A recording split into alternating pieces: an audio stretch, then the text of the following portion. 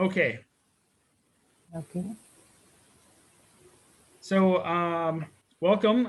Thank you for joining us. I would like to share today's workshop on the final afternoon of JALT Call 2021, a new outlook for assessment by Maha Hassam. It's going to take us through this topic, give us a lot of information about how we can use a variety of assessment tools. So if you have questions, please write them in the chat window and we will talk about them at the end. All right, thank you very much. Go ahead. Thank you very much. Good morning, good afternoon, good evening. I'm Maha Hassan. I'm an educational consultant and teacher trainer and founder of Teaching ESL Hub, and I'm joining you from Cairo, Egypt. It's a pleasure always to be presenting with JALT, and it's a pleasure to be joining JALT 2021. This year, I'm speaking about a new outlook for assessment. We have been doing a lot of work during the last pandemic year, and then we were working mainly on the idea of shifting from face-to-face to online work or classes, and this was a great challenge for us as a whole. In addition to this, we came with a very important point that we had to keep in mind or find a way out for it, which is assessment. Since we are now totally online, how can we do this kind of assessment? So I tried to make a quick survey of what's really going on. What about the 4 skills of the language? How can we find ways out for teachers to make it much easier for them to assess their students online with the least possible problems? So this had to keep us, to remind us that we need to keep things simple so that we can help ourselves, because we have been already overloaded with work shifting from face-to-face to online work. Today, I'm going to speak about how can teachers of young learners seek help from the new CEFR revisions. And then I'm going to speak about the 4 tools for language skills: the listening, speaking, reading, writing, and posing a number of online assessment tools that can help you as teachers in order to be able to help your students and lessen the load of work as much as possible, keeping in mind that we have a number of important references to refer to. The very first question that I have to pose first before we start: what is the CEFR? Because CEFR has been developed lately, and it has a great effect on our work, and it can really facilitate a lot of the work that we can do in class. So let me ask you first, what is the CEFR? It's an abbreviation for, if you'd like to share with us, what is it an abbreviation for? Can you add in the chat box? Or if you'd like to open the chat, the mic and say it, it's okay. We have ASDA, and we have Combined European Framework of Reference. Yes, it's the Common European Framework, of Reference for Languages. And this has been set, as you know, by the European Council to help teachers decide the different levels of their own students. Let me first, before we go ahead, ask you to do a very quick quiz on Wordwall. I will put you the link in the chat box. Sorry.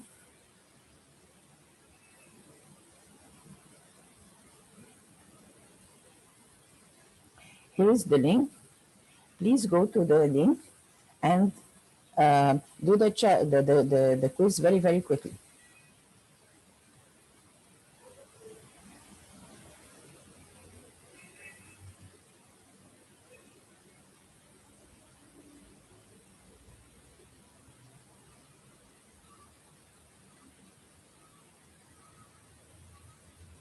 Can you see the quiz on my screen? Can you see the quiz on my screen? Yes, I can see the quiz. Yeah. not on your screen, but Ah, I'm doing, now I can see it on your screen. okay. Okay. So this is the quiz. Do it quickly. It's just 3 questions. It's very interesting. And tell me how many questions did you get right?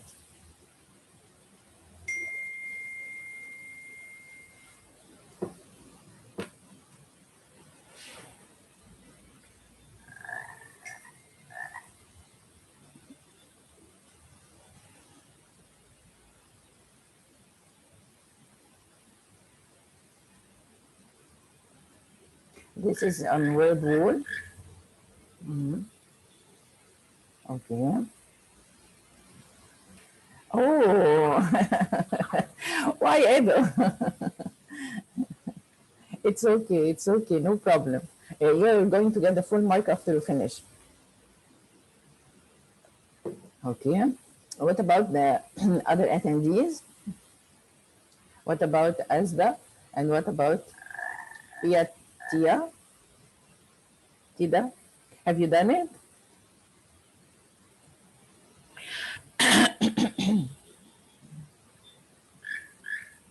Any results?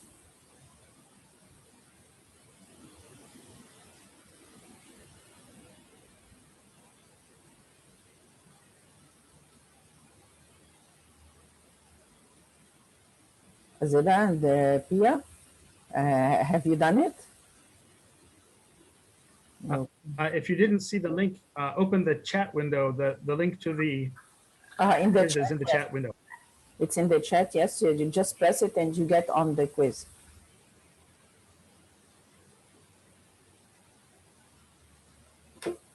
Okay, so let's take a look over here. Let me get back to the presentation. Yeah, so the CEFR, as we have said, it started, the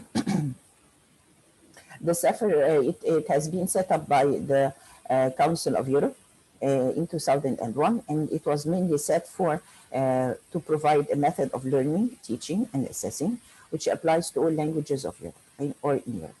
In 2017 and 2018, they revised the the CEFR, and they have added new changes which could help teachers more and more with their work. We know that the CEFR is mainly used for deciding the level of our students in order to know where are they and how we can help them with the learning of the language. And they have divided it right from the very beginning into scales and descriptors. And the scales were the 6 scales: A1, A2, B1, B2, C1, C2. Or in other words, we can say it was a basic user, independent user, and proficient user. But with the new changes of the CEFR, they have made lots of interviews with teachers all around Europe. And many teachers said that it's sometimes very difficult to fit the students into the different levels because they are either before or after the level, and they are not exactly A1 or A2, B1 or B2. So what did they do with the new revisions? They have done this. They have added pre-A1. Sorry. They have come to add pre-A1, before A1, and then A1, A1 plus, A2, A2 plus, B1, B1 plus, and B2, B2 plus. This is what they have added in order to help the teachers with the new levels. And how were they able to help the teachers with these scales? They have added descriptors to them. What is the meaning of descriptors? Descriptors means that they have explained every level according to the different skills of the language that we have, and how we can, how we as teachers will be able to know about the levels of our students, the abilities of our students, the skills of our students, and how we can help them with the different ideas, activities, and exercises that we can use in class in order to help them to develop learning the language. So in the past, they have they set the descriptors or divided the descriptors according to the 4 skills of the language: the listening, the speaking, the reading, and the writing. But with the new changes of the CEFR, they changed the whole idea. They have set it in the form of an overall language proficiency descriptors. They have divided it into 4 general competencies. They have started with the general competencies, communicative language competencies, communicative language activities, and communicative language strategies. With the general competence, they said that it's very, very important that we keep in mind as teachers that there is something called savoir. These are French words. The savoir here means knowledge. We as teachers give knowledge to our students in class. So when they learn the knowledge, means the vocabulary or the grammar that we are introducing, what do they do with it? How do they use it to solve exercises? Savoir faire means what do they do with it? Or how do they use it to solve exercises, different kinds of exercises, vocabulary, fill in the spaces, choose the correct answer, use it in sentences, correct the verbs, put the right verb in the right form, and so on and so on. And then when they learn these quite well, how are they going to use it? Savoir-être means how are they going to use it to speak about different kinds of topics. For example, if we are going to speak about the Tokyo Olympics, for example, which is going to take place, how are they going to speak about it? If they are going to speak about climate change, if they are going to speak about the problems of youth, and so on and so on. So these are different topics. So when they use it to speak about different topics, they are going to get practice. So in this case, they will be able to do savoir apprendre, means they are going to personalize the info that they have learned. How are they going to use the info learned in order to speak about personal themselves? For example, if they are going to speak about the Tokyo Olympics, for example, what do they think of the Tokyo Olympics? Are they happy about it or they are not happy about it? Would they like to join? What about the athletes? Are they going to share, to go and join the games and so on? What about the climate change? What do you think? Has it affected your country? Has it affected you personally? Do you know someone who has been affected by it? So this is called savoir apprendre, means to personalize the info learned, which is what we call the real language use of the language, which is supposed to be our main aim as teachers. We are helping students to learn the vocabulary and the grammar in order to be able to use it to speak about different topics with different people and use it in different places. This is what we call real language use. So they gave great importance to these 4 items. And parallel to them, of course, we are going to speak about the language competencies. So with this knowledge, what kind of knowledge are they going to get? It's linguistic. It means they are going to learn about the grammar, about the vocabulary, the structure of the language, the structure of the sentences, how they are going to use it in different, to speak about different topics. And then sociolinguistic, which is equal to the savoir-être. How are they going to use it to speak about different topics related to their society? And the pragmatic means the real language use, which is the savoir apprendre. How are they going to use it in order to speak about different personal items? In the past, the CEFR used to describe the levels of the students according to the 4 skills of the language. In other words, they used to give you an idea what would be the level of the student concerning the listening in A1, A2, B1, B2, what were their abilities at these levels. They divided them according to the 4 skills: the listening, the speaking, the reading, and the writing. This time they have done it differently. They have divided it into receptive skills, productive skills, interaction, and mediation.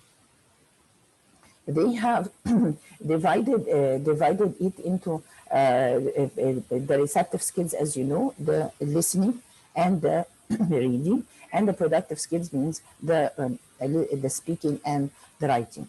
And they have added interaction, I'm going to speak about it in a moment, and mediation to it, which they have already developed, which were not developed before in 2001. And they have added strategies, which are different kinds of suggestions to the teachers, how to use these different kinds of language skills in class in order to integrate them together, excuse me, integrate them together in order to be able to help the students to work together in groups and pairs in order to develop the usage of the language. If you take a look over here, this is what they have done with the receptive skills, the listening and the reading. They give you lots of ideas over here. about different kinds of activities that you can use in class in order to help your students to practice the usage of the vocabulary and the grammar that you have introduced to them. For example, here, understanding interaction between other speakers. They listen to two persons speaking together, and then you discuss it with them. What are they speaking about? What's the situation? Where are they? What are they doing? And so on.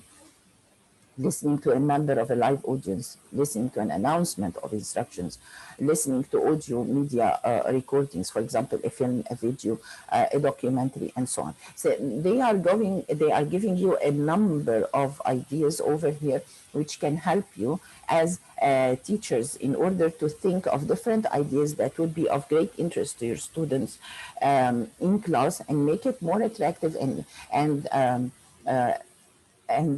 flexible for your students to interact in class in order to be able to enjoy learning the language. And they have done the same thing over here as well with the productive activities, with the speaking and with the writing. And you notice that every time they give you some kind of strategies how to do these. When you go to the CEFR online, it's totally for free. You can find all the details with the explanations of these ideas for all the levels. Yeah, they have done this for all the levels, starting with pre-A1, A1, A1 plus, A2, A2 plus, and so on. So you find all the description of the abilities of the students at these levels. So you would have a very good idea of the abilities of your own students. So you will be able to think of different kinds of activities using these ideas in order to help them get introduced in class. Another idea which has been highly developed, again, excuse me. Another idea which has been highly developed and highly stressed during the new revisions of the CEFR is interaction, because they insisted on the idea that the learner is a social agent, and this social agent needs to interact and speak with others in order to be able to communicate and use the language learned in order to develop learning the language. So they insisted on the idea of interactive activities concerning the four skills of the language: the listening, speaking, reading, writing. And they have stressed the idea also of online interaction. And they believed that we need to do this through group work and pair work, and that the students should have a very clear idea of the lesson that they are working on. And this should be done through a lot of interaction in group work in order to help each other to understand and have the chance to go out in front of their colleagues and present in order to be able to clarify the ideas that they are learning and practice function using the language that they have already learned.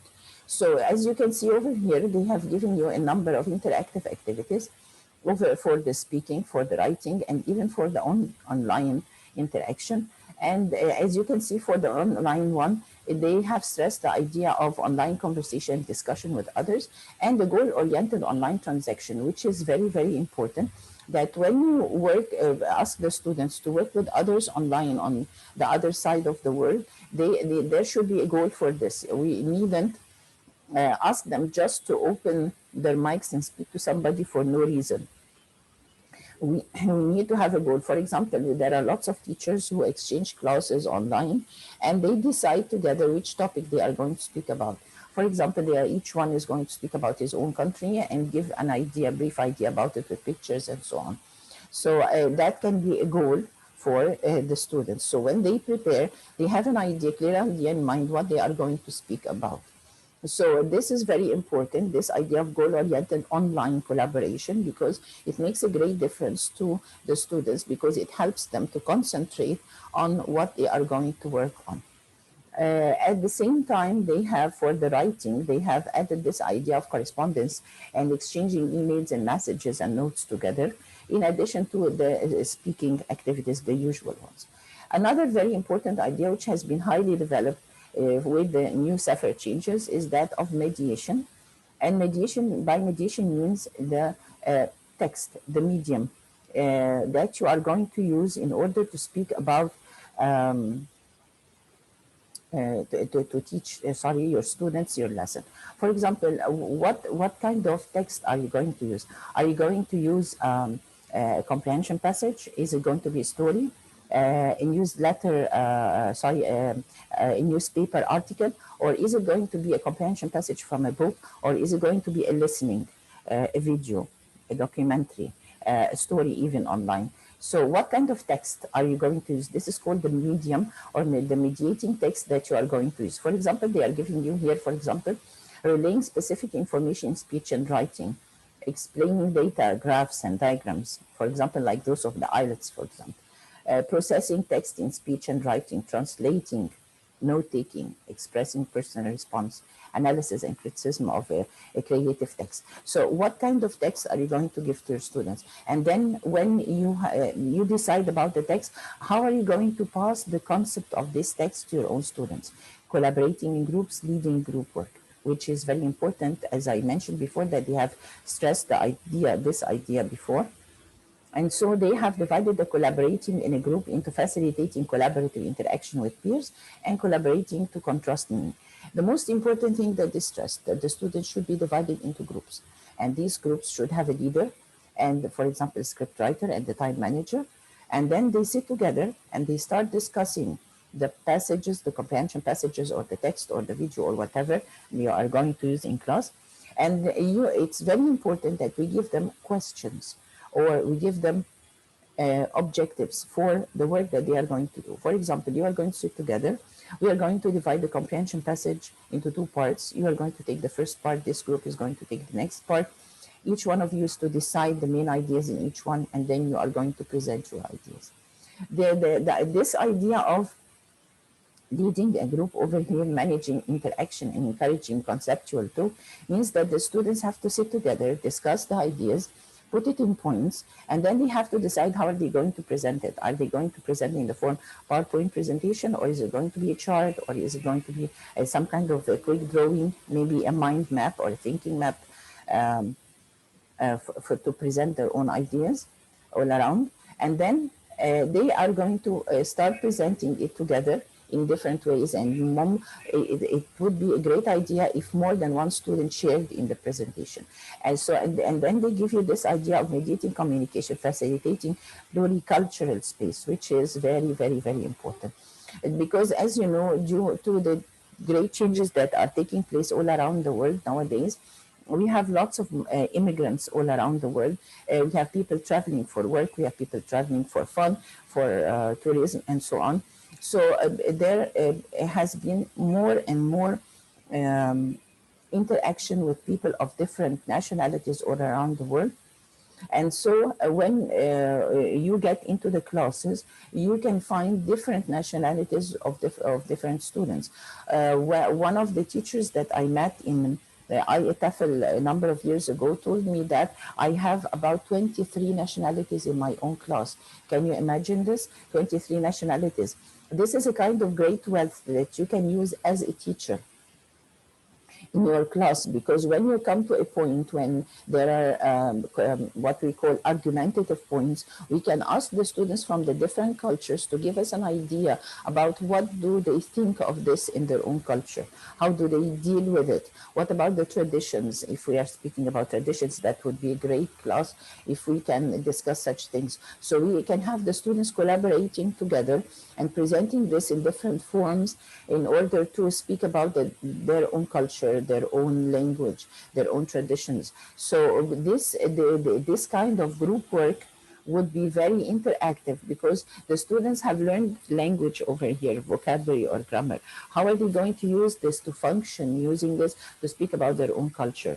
Through the texts that you are introducing in class, through the videos that you are introducing, through the different kinds of medium or media that you are going to use in class. So they have stressed the importance of the choice of the media, the variety of the choice of the media, and how to use it in class in order to help your students to develop learning the language. So they have stressed here two important ideas, which is the idea of pluriculturalism and the idea of plurilingualism. Because some of our students or many of our students come to the class having their own native language, and they are learning the language of the country that they have moved to. And maybe there is a third language which they speak chit chat with it without studying it. So this is a kind of wealth that can help that we can use to help our own students in order to be able to develop using the language, and we move to what we call the real language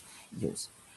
So this is the mediation that they have stressed, as we have said before. They have divided the descriptors according to the receptive activities, the listening and the reading, the productive, which is the speaking and the writing, interaction and mediation, and they have stressed the importance of using interaction in order to integrate the four skills together. So through mediation. So and keeping an important, a great importance, or giving great importance to online interaction, plurilingualism, and pluriculturalism. And for each one of these, they have set descriptors like this. When you open the CEFR, you are going to find it like this.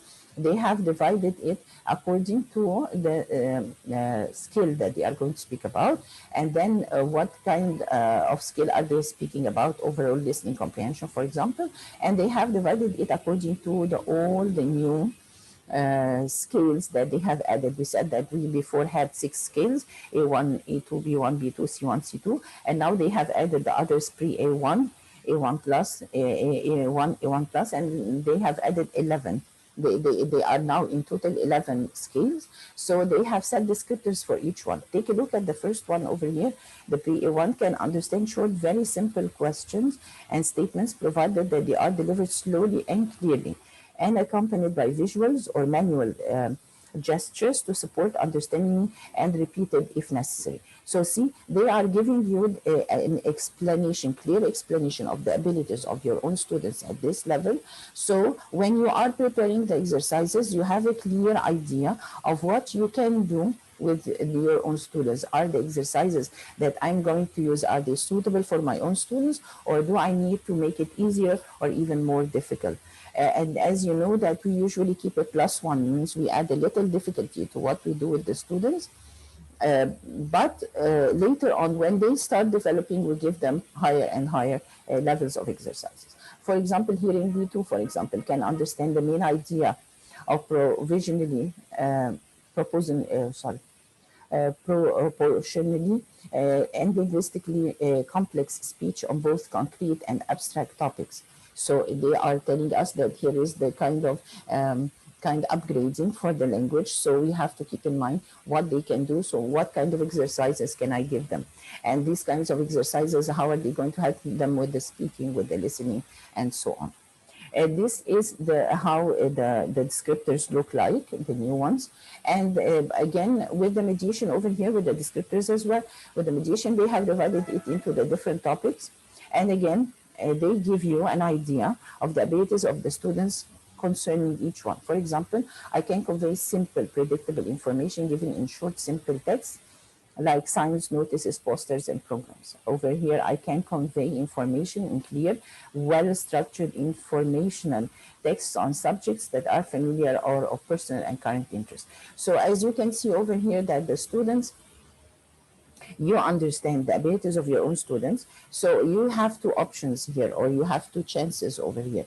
The first one is that it can help you to do some kind of assessment template for yourself about how to assess your own students after you have already planned your lessons. That's one. And the other one, you can make a simple self assessment that you can give to your own students. This is going to help your students to be aware of the development of the language that they are achieving, and you can make it very simple with yes, no, 1, 2, 3. How far can I do this? I can convey simple, predictable, so and so. For example, so how far is it right for you? Is it from 1 to 5? Is it yes or no? So you can choose maybe a smiling face, a sad face. So you can make very simple self-assessment templates for your own students that can help you as a teacher to understand how they understand themselves with the learning of the language. I am going to show you some assessment tools later on. Here we have a random wheel Let me check with you again, this random wheel. Um,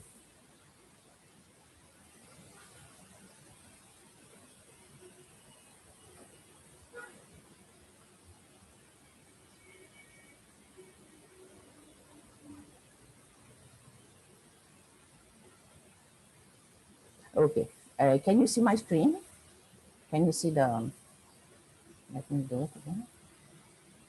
Can you see this one? Yes, I can see that. Okay, that's great. Okay, let me have a test with you and you can give me the answers in the chat box. Sorry, just a second. Yeah.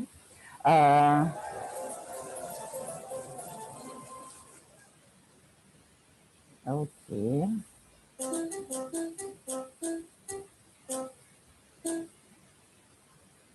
It's a kind of check too for what we have already done.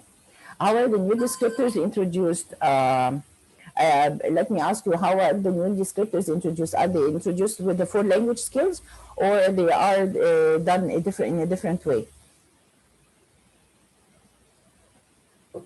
Remember, we said what's the changes that happen between the old ones and the new ones. Don't be shy, just put it in the chat. Don't worry about it. If it's not right, no problem. How are the new descriptors introduced? Have we used the 4 descriptor for language skills or not? Say yes or no. Have we used the 4 skills with different functionalities? Thank you, Ido. You are much better now, Ido. Okay, let's eliminate this one. Okay, let's spin it once more.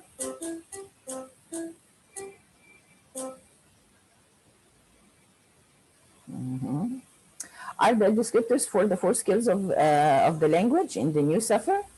Yes or no? Come on, don't be bashful. I can see a number of people over here already, so you can give it a try. Yeah, say yes or no. Are the descriptors for the 4 skills in the are there descriptors for the 4 skills of the language? Remember, according to what Edu said, it's a no. It's a no. No, we said that according to the new different to the new changes of the CEFR, they are not using the 4 language skills. They are using, they have divided them into receptive, productive, interaction, and mediation. Let's eliminate this one and see another one. Let's spin it.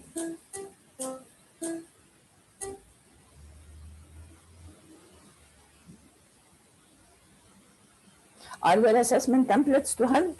This is what we are going to discover now. What has the CEFR added, or what has been added on the website of the CEFR that can help us as teachers? This is what this one that I'm using. This is called the word wheel, random wheel, sorry, and it's on Wordwall. And I'm setting the link at the end of the presentation for it. The Wordwall, you can find what we call this random wheel. You can put questions for your own students, and you can use it as a kind of check before you start the lesson, and you can use it as a kind of check after you finish the lesson. So we have finished the first part of my presentation over here. So that's why I'm checking back with you. How far have you grasped the info that I have already introduced? So again, we are going to get back to the presentation once more. So you can use the random wheel. It's over there. It's very simple, very easy, that you can use in order to make different kinds of questions and assessment questions for your own students. And you can use it even for tests. It can be very simple speaking tests that can be very simple and very interactive in class at the same time. Now this is the CEFR. These are the new changes that have already taken place with the CEFR. So what have they done to help us as teachers of young learners along the way? How are the new descriptors applied to teaching young learners? They have already set what we call the new parallel project. This parallel project has been divided into 2 parts. two parts for teachers who teach from 7 to 10 years old and teachers who teach from 11 to 15 years old. They have set two different volumes for this. You can find them, as you can see them here. They are already online. They are for free. You can download them and you can use them. How can you use them as teachers? Take a look at this. They have divided them according to the levels that we have mentioned before, and they have set the different kinds of skills that they are going to speak about, and then they start dividing them, giving you an idea of the abilities of the students at these levels. For example, over here, if you take a look at the very first one, productive strategies. Sorry. Productive strategies, B1. What can the students do at this level? The students can work out to communicate the main points he or she wants to get across, exploring any resources available and limiting the message to what he or she recall or find the means to express. Means that the students at this level, they have the ability to use the vocabulary learned or the grammar learned in order to speak about certain topics according to their own level. Another one can define the features of something concrete. Means they can describe a person, they can describe a statue, can describe an object, for example, and so on. What can they do with the speaking? For example, interactive activities below over here can communicate with some confidence on familiar routine and non-routine matters related to his or her interests and professional field. For example, that the students they speak about their daily routine. I wake up at so and so, I have breakfast, I go to work, and. And then, is it suitable, relevant for that age? Yes, it's relevant. And what can the students do at this level? For example, I can use a simpler synonym or describe, in other words, the words I don't know or have forgotten. So they are giving you two sides for the same coin here. They tell you what are the skills, what are the abilities of the students at this level, and then they give you details of these abilities and skills. That's why I told you before that with these descriptors, you can make very simple self-assessment templates that can help you and help your students to understand how far they are developing with the language. Take a look at another one for A2, A2 plus level. For example, it can write about everyday aspects of his or her environment, for example, people, places, a job or study experience in linked sentences. So they can write short paragraph, for example. Is it relevant for that age? Yes, it's relevant.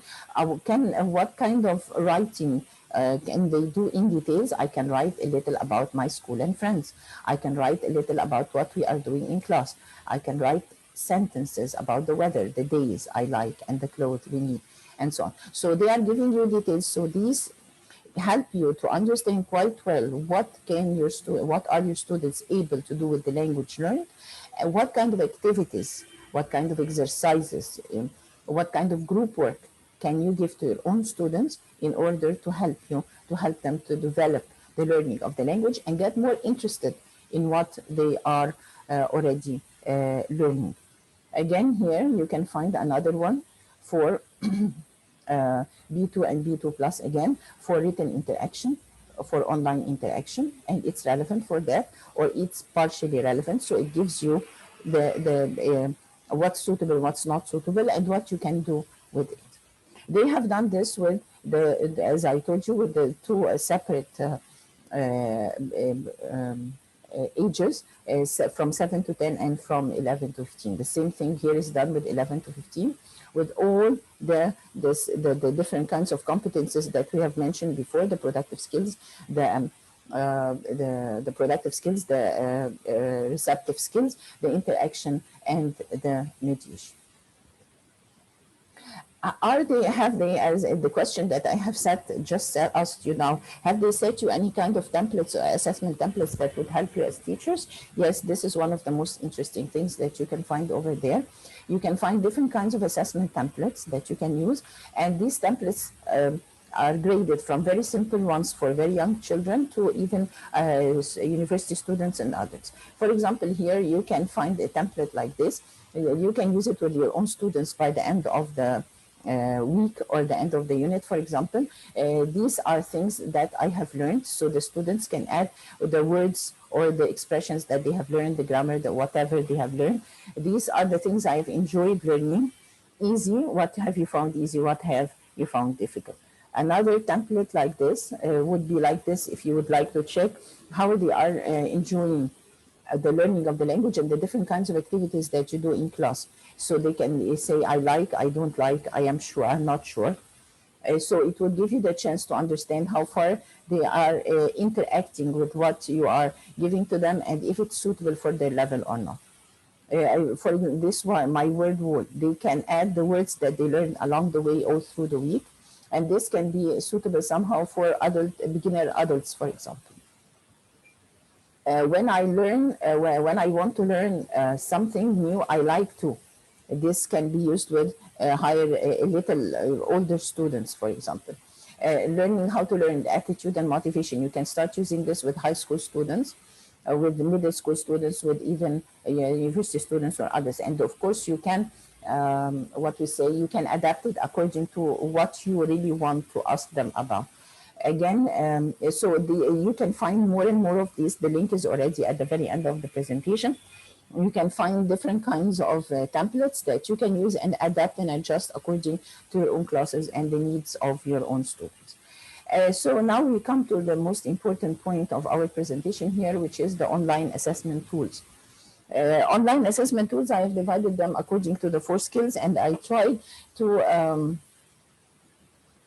keep in mind how to choose practical and simple ones that can help you as teachers. Because I have made a survey for all different kinds of tools that we have been using and trying all through the last year, and I've come up with a number a number of tools that I hope that you are going to enjoy. Edu, would you kindly tell me how much time do I have left? Looks like you have 30 minutes. 30 minutes, that's great, thank you. So here we have with the speaking, we have the Vox Pop. Let me show you the Vox Pop here. Sorry.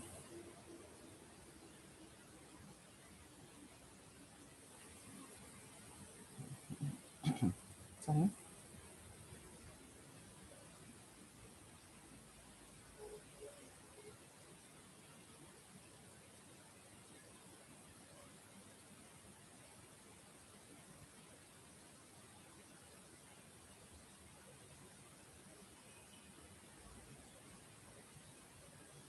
Can you see this? Can you see this?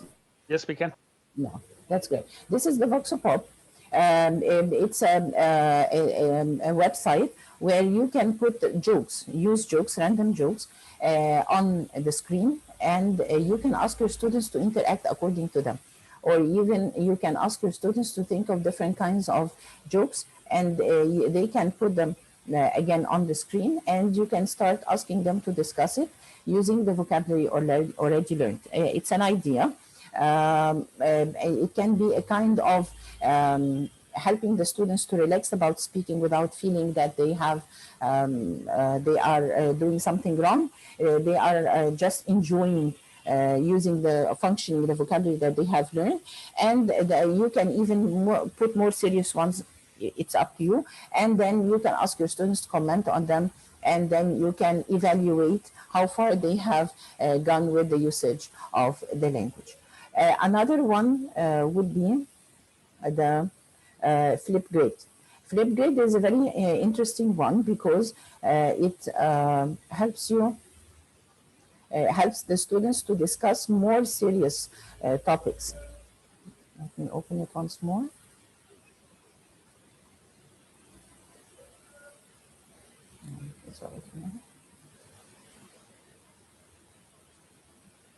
Can you see the Flipgrid on the screen?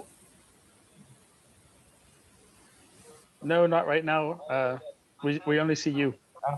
Can you see this? Okay, now we see it. Okay, that's great.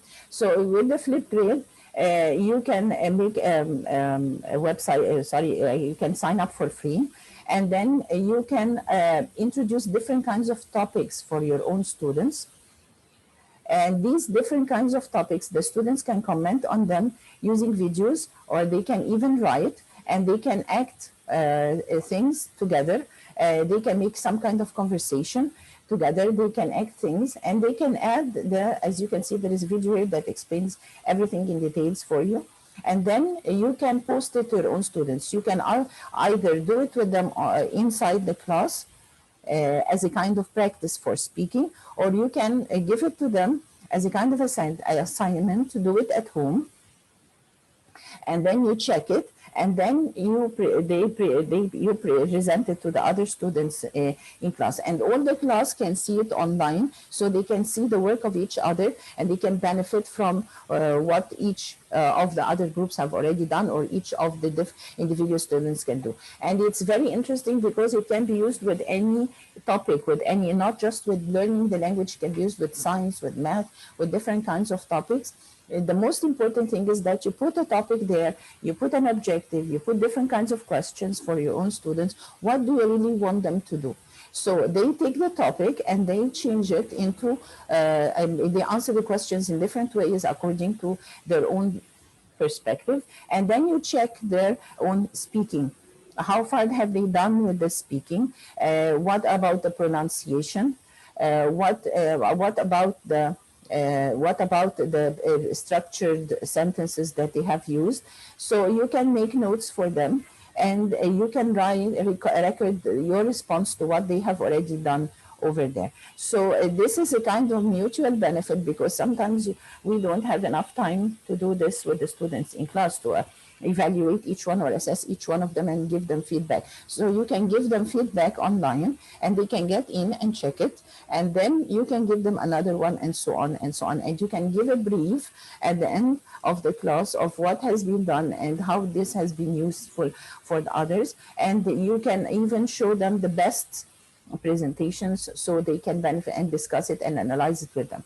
So this is the Flipgrid, and it's free, and it has been very interactive with lots of teachers, and lots of teachers like it very much. You can even use it as a kind of test for the students. You can, after you practice with the students using the Flipgrid for a whole term, for example, by the end of the term, you ask them, you give them a topic with certain questions, certain objectives, and they can go on and record their own responses over there, and you can evaluate it at your own pace at home or in your class, so you have your own time to assess your own students. This is the Flipgrid, which is very interesting for listening and speaking.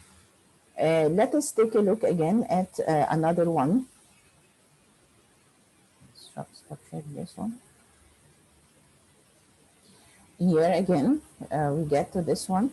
We have the word wall, the very first activity that I have already done. Let me show it to you again once more, because I believe a number of people have not been here. So maybe I have the chance to show it to them once more.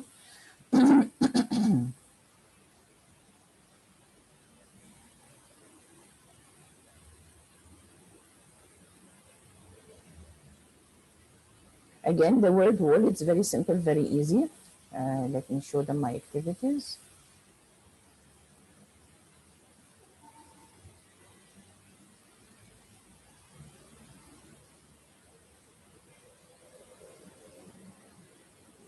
Again, this one, like this one, for example, you can put a quiz over here. There are different kinds of quizzes. If you take a look over here, you can find different kinds of templates. You have the match up, you have find the match, a quiz, a maze. There are lots of them, multiple choice questions, and so on. And you can ask the students to submit the answers. For example, they are going to match this one with this one, for example, with this one here, and this one, and then this one, for example, and then submit answers. So it tells me if what I've done is right or wrong. It gives me sounds, so it's highly interactive. It gives me the score, and there is what we call the leaderboard over here. Can you see it? The leaderboard, it tells us how many students have been there, and it gives me the score each time, and the time that each student has taken in order to answer the questions. I have another template. If you don't like this, there are lots of templates, of course. It depends on the class that you are going to use. Here, I have another one.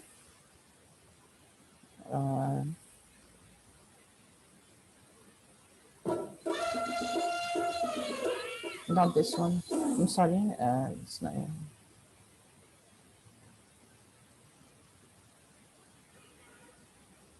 It seems that it doesn't want to come.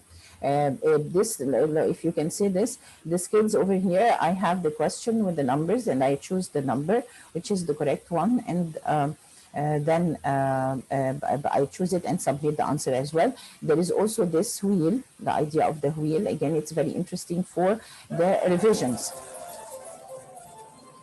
You can, as we have already done it, you can spin the wheel. You can ask your students to answer the questions, and then you give points in groups, so it's going to be highly interactive.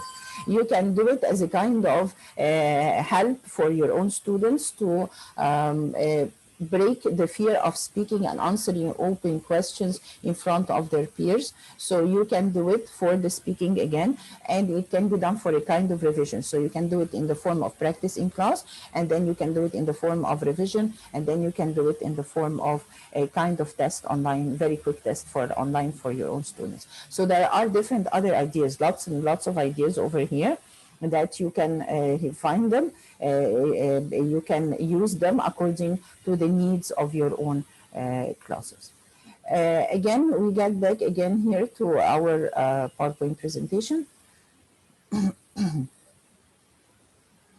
We have Vooks. Vooks is very interesting because for speaking again, you want your students to practice speaking. For example, you have been helping your students to speak about going to the market, for example.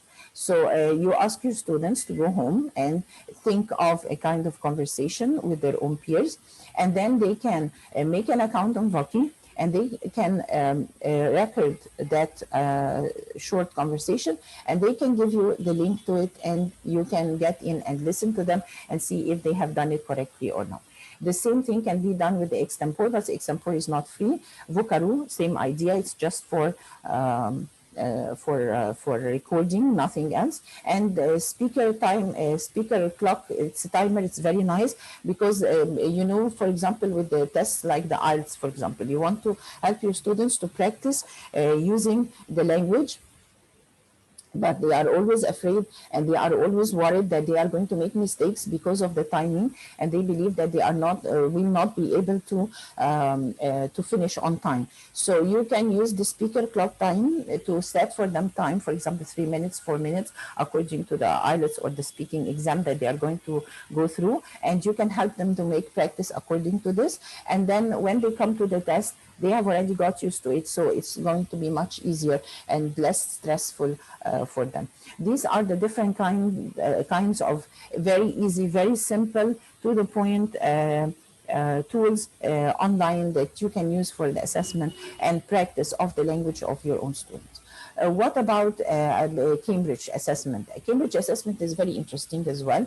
If you go to Cambridge assessment English online, all the templates are already over there. They have suggestions with these templates that you can see over here. If you would like to assess the tests of your own students, the speaking of your own students, how can you design a template for yourself to use in order to assess the speaking of your own students? And they have given you, as you can see here, different kinds of suggestions. Of course, you are going to choose according to the level of the students, your curriculum, the kind of class that you have, what level of students do you have. So you have here a grammatical resource, the lexical one, the discourse management, how far are they good with the structure of the sentences, the pronunciation, the interactive communication, how far do they interact with you when you answer the question, ask the question, do they answer you right away? What kind of communication, how far are they good with the communication? So you can pick and choose the items that you would like to use as a teacher, put it in a very simple template for yourself, put the marks according from 1 to 5, for example, from good to very good to bad to a mild, or to a weak or poor or whatever. So you can divide it according to your own usage, your class, the level, the curriculum, and everything. If you go over there to Cambridge assessment, I've set the link at the very end.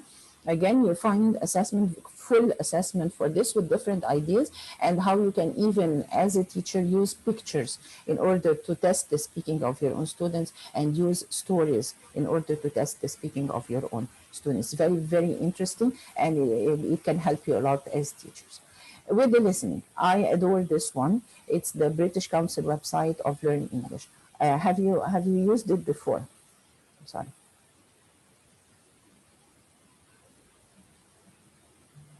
Has anybody used it before? It's a very interesting one. No, I haven't. Neither have I. Excuse me? Can you see this one? I'm sorry, I said neither have I used it. Yeah, thank you. Okay, can you see it now in front of you? Sorry. This is the website of the British Council to Learn English. It's a very resourceful, highly resourceful one. It can be used with all levels. I have tried it with all kinds of students, from the youngsters, the high school students, the adults, my university students. I've tried with all levels of students. When you go over here, you can find the word skills. When you stop here, you find the 4 skills: listening, speaking, reading, writing. And you can find the listening over here.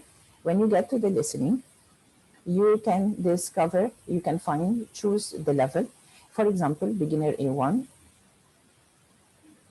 You can find listening topics, 10 listening topics about 10 different subjects. And for each one of these, you can find questions. The students have to listen to a short conversation. You can have a preparation for the vocabulary. Let me show you this one. For example, they are introducing the vocabulary before you get in, a very short exercise. If you'd like to do it, it's up to you. And then they listen to the very short piece of listening. As you can see here, it's 1 minute and a half, almost 1 minute and a half. And then there is a task that can be done online here. And there is another task, a more complicated one, with choose the correct answer about the info that's being heard. Of course, you have the choice here of 3 different kinds of tasks. They are downloadable as a worksheet. Even the transcript is downloadable. And you can use it with your own students. They can listen. You can discuss it with them first. And then when they discuss it, you can show them the question and ask them to open it on their end, on their computers, and they start choosing, and you can see the answers in front of you. Or you can ask them to take it as a homework. You can do some of them as a kind of practice for them in class, and then you can give them extra ones at home, because as you can see, there are 10 items for each level. And then you can later on use it in tests for them, even in class. So you have the practice, you have the chance for them to do it with you online. They have the chance to do it at home, and you can use it even for tests. They are highly practical. They are very beneficial, very simple, to the point. Very, very, very interactive and very effective with students. I have tried it with all levels of students. It makes miracles with the students. If they work, what we say, gradually on them for a certain period of time, and they move from one level to the other, it makes a great change to their own level concerning, especially the listening. It makes a great difference for them. This has to do with the listening, which I believe is one of the highly interactive and very important websites for helping students to develop with the learning of the language. This has to do with with the listening. What about the reading? With the reading, we have a number of very interesting ones. Again, once more. Can you see my screen?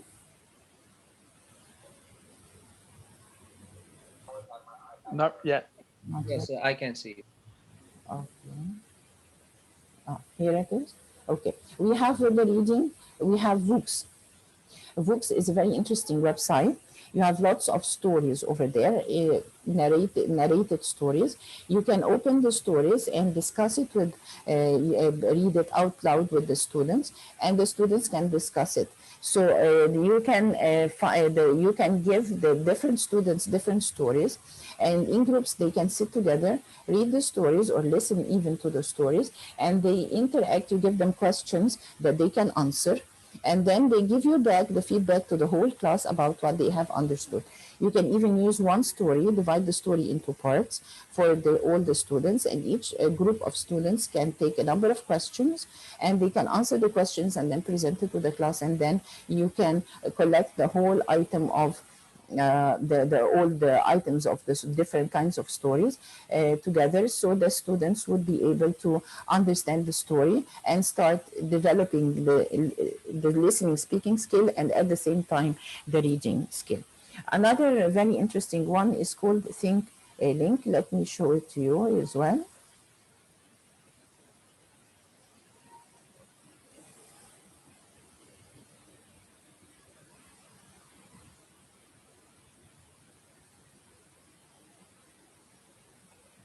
This one is creative. Can you see it? Here you can create unique experiences with interactive images, videos, and 360-degree media. You can help your students with very simple tools on this website in order to change what they have understood from the reading into pictures and images. They can use different kinds of ideas in order to change the story that they have understood into pictures. As you can see here, they can add a picture, they can put a piece of information, and they can present it later on to the rest of the class to speak about what they have really understood from the story. This can be used with older students, for example, the middle school students or high school students. It's going to make it more interactive, more give them more what we call confidence with the usage of the language, because they will be able to write short pieces of info about what they have understood and then present it in front of the class. So it's going to give them a boost with the language. They can check, it gives them the chance also to check the language before they show it to the rest of the class. So it can be a kind, again, of test for you. To use it as a kind of assessment for your own students. Give them a very short project at the end of the term, at the end of the level, if you are teaching adults, in order to see how far they have developed with the usage of the language, whether in writing or in reading. Just to let you know, Mahad, you have 10 minutes left. Okay, thank you. Sorry. Thank you. Let me do this one as a kind of, before I close up, before I end the presentation.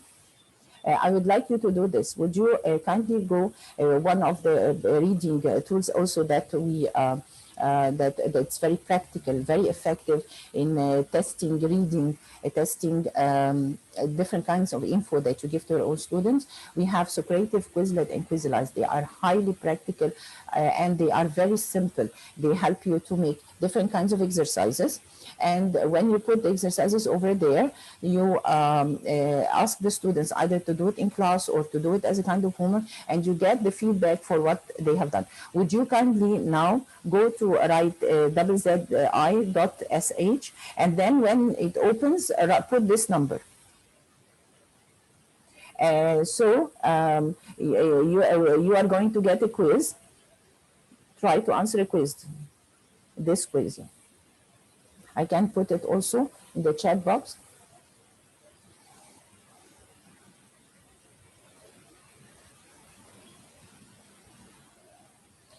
Just get write Zish and then put the number as soon as it appears for you.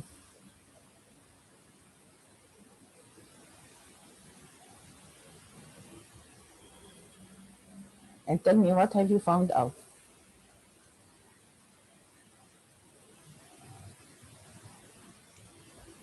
It says the code is wrong. The code is wrong. Okay, I will try it once more. I was able to get in. You were able. 6924 WRN. Okay, so let's try it once more.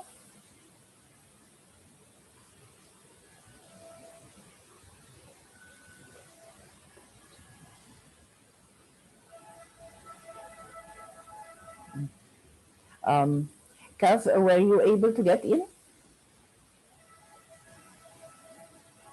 No. Try once more. Just put zish only, double Z I dot is sh. Just put it alone.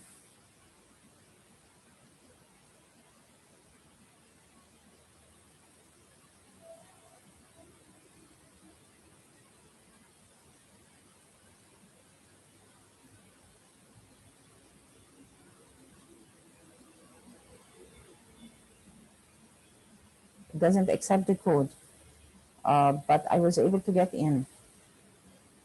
Okay, let me try to show it to you. Okay.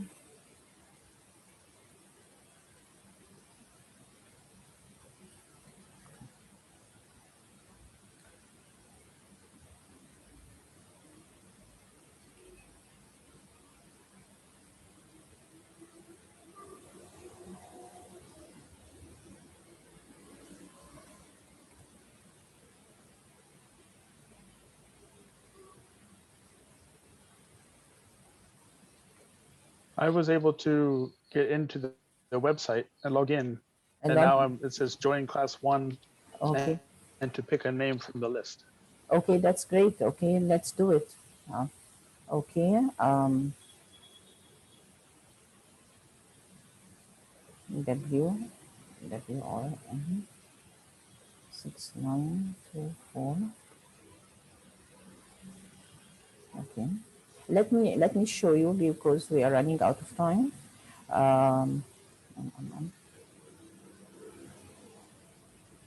When you get in as a student, you have two choices, either to get in as a teacher or to get in as a student.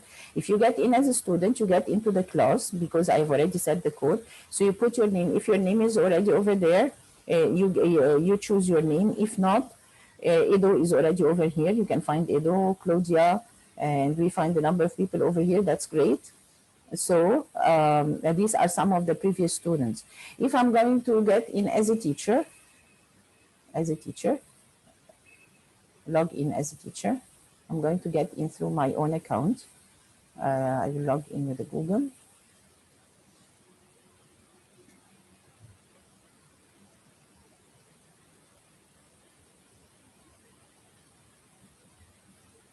Okay, so here I have class 1.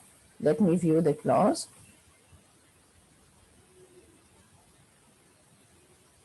You can see different kinds of activities over here, and different kinds of exercises. So I can choose one of these online played in class before. So let me have a preview of the quiz. How does it look like? It looks like this. I've set the questions and the students have to answer. I have the choice here on the left-hand side to start a class game. I can share the link with other teachers. I can share it with my own students, and I can print it and I can edit it.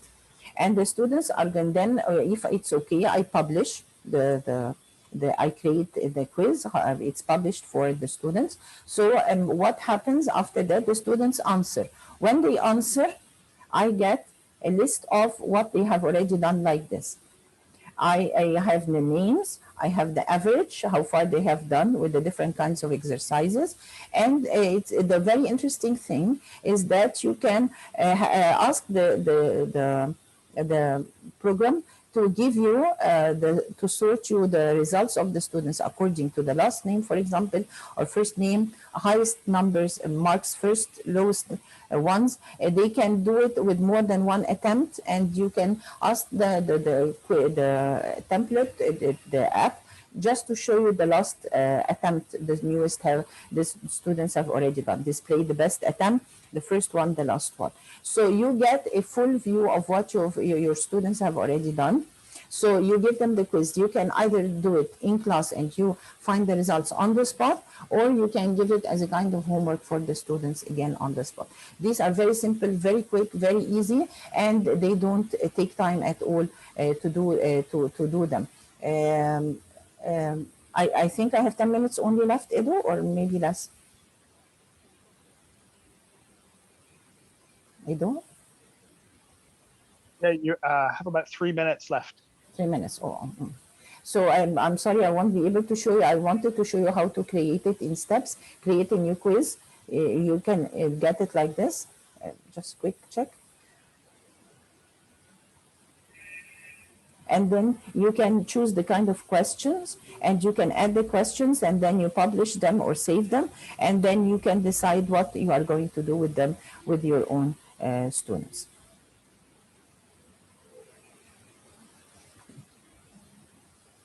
Thank you very much, Alvin.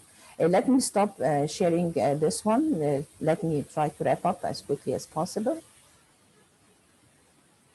So these are very highly interactive ones. So Creative, Quizlet, and Quizalize, they are very close to each other, and they are highly interactive in helping you to make different kinds of exercises, either as tests or assessment for your own students, or even for practice in class. Let me give you an idea about the writing. We have two apps over here. We have Beta and Grammarly. Beta, that one belongs to Cambridge University Press. Beta, you can go over there. You can choose a topic. You can write a short paragraph about it. You submit it, and then you submit it, yes, so the program or the app is going to give you the result. If your sentence is correct, it's going to be in green, highlighted in green. If it's half and half, it's going to be highlighted in orange, and if it's wrong, it's going to be highlighted in red. And then you can try once more, correct it, and they can follow up with you. There is even practice for the different levels of the British Council, FCE, CEP, and so on. And there is also practice for IELTS, but unfortunately these are not free. You have to pay for them. But the very simple ones for beginners and intermediate students, it's very easy. So you can even refer your students to them in order to do extra writing, because you don't have enough time to correct it for them. So they can go over there, do some kind of practice, and then give you feedback what they have done. You can even check what they have done and see if they are developing with the writing practice. Grammarly is also can be done online. Grammarly you can put your passage, and the app is going to tell you if your sentences are strong enough, the style is okay or not. It's a very simple one, very easy one. Again, it can be done to help your students, because sometimes or many times you don't have enough time to do this. Then I have a very quick idea about teaching students writing, if you'd like to benefit from the idea. That I believe that one of the ways that help students to develop writing is that how to make a summary. Whenever we have a story, for example, working with a story or a comprehension passage, it's advisable to ask the students to make write one main idea for each paragraph, and then to put it in a form of a summary with a certain number of words, and then you can help them to move from writing one paragraph into 2 paragraphs, and then to move on to an essay form. I have already said this. Okay, one last time. Can you please finish up? Yes, okay, sure. I have already done a detailed explanation of the new CEFR revisions over here with the EVO, TESOL, International TESOL EVO. You can find the link over here. And here also, you can find all the references that I have already spoken about. And I have already set the PDF of this on the link of the website, of the JALT website. You can find the link of the whole PowerPoint presentation over there. And if you have any questions, you are most welcome. You can find also on the YouTube channel a number of my sessions over there where I explain more about the CEFR. With the EVO, I have divided the CEFR into different chunks according to 5 weeks, and with the videos and the references where I explain all the details of the changes that happened with the CEFR. So if you'd like to go back to it, you are most welcome. It's for free over there. Thank you very much. I hope I have benefited you enough, and it is a pleasure always to present with JALT. Thank you very much. All right, thank you very much. I appreciate it. Unfortunately, we don't have time for questions right now, but you can see Maha's contact information is there on the screen. Please contact her directly. As she said, the PDF is available to download on the Eventzilla website under her session as an asset, so you can access it from there. Thank you very much, and thank everybody for attending today's presentation and for attending the conference. The next thing on the schedule is the closing ceremony. If everyone